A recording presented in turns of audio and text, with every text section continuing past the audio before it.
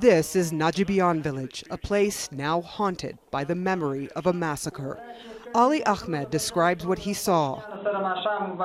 It was around 3 p.m. that they entered the room. They took my uncle out of the room and shot him after asking him, "Where is the Taliban?" My uncle replied that he didn't know. Ahmed said the worst happened next door. Finally, they came to this room and martyred all the children in the room. There was even a 2-month-old baby, he said. Once the shooting stopped, the villagers said some of the dead were piled in a room and set on fire. At daybreak, in the back of trucks, evidence emerged of the burning of bodies and killing of babies. U.S. officials say this was the work of a single soldier acting on his own. Army Staff Sergeant Robert Bales is under arrest, accused in the crime. Most of the villagers say they do not believe the U.S. version. But when it comes to actual eyewitnesses, their stories conflict. One of the young witnesses said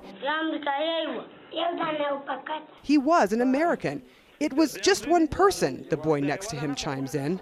But some adults in the village tell us they have evidence more than one soldier was involved, but none of them have said more than one soldier was firing a weapon. They went through a field of wheat, and there was more than one set of footprints. The villagers have seen them, and signs of knee prints as well. In an exclusive interview, a Taliban commander from the area told CNN, "We don't think that one American soldier was involved in the attack. The foreigners and the puppet regime are blind to the truth of what happened there. But if this was the act of one soldier, we want this soldier to be prosecuted in Afghanistan and according to Islamic law." After the attack, the Taliban suspended initial peace talks with the U.S. He told us the reason was twofold: the burning of Qurans in February by U.S. troops, and he claimed the U.S. rescinded its offer to move 5 Taliban members from Guantanamo Bay prison to Qatar.